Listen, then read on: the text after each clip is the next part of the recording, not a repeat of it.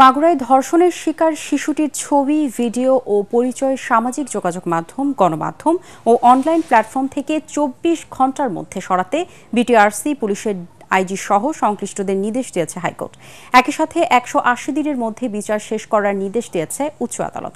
বিচারপতি ফারাহ মাহবুব ও বিচারপতি দেবাশিস রায়চৌধুরীর দ্বৈত বেঞ্চ রুল জারির পাশাপাশি এই আদেশ দেন। এদিকে ধর্ষণের শিকার শিশু ও তার পরিবারকে চিকিৎসা ও আইনি সহায়তা দেওয়ার কথা জানিয়েছে বিএনপি। আরও জানাচ্ছেন হুমায়ুন চিস্তি।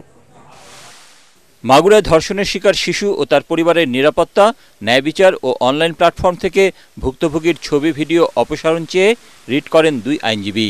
রিটের সংক্ষিপ্ত শুনানি শেষে রুল জারির পাশাপাশি কয়েকটি নির্দেশনা দেন হাইকোর্ট।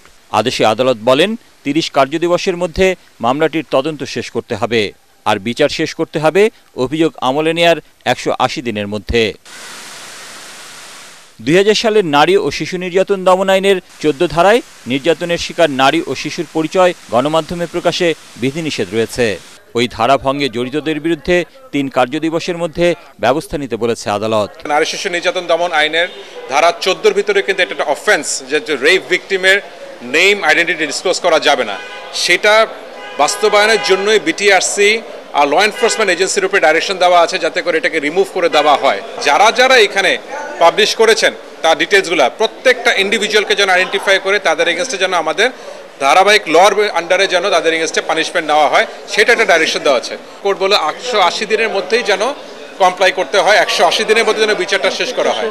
এর পাশাপাশি মাননীয় আদালত বলেছেন ২ জন ওয়েলফেয়ার অফিসারকে নিয়োগ দিতে ২৪ ঘন্টার মধ্যে, যাতে করে তাদের অবস্থা, তাদের ওয়েলফেয়ার এবং তাদের সিকিউরিটির ইস্যুটা দেখভাল করা যায়। এদিকে ধর্ষণের শিকার শিশু ও তার পরিবারকে চিকিৎসা ও বিনা খরচে আইনি সহায়তা দেওয়ার কথা জানান বিএনপির আইন বিষয়ক সম্পাদক ব্যারিস্টার কায়সার কামাল।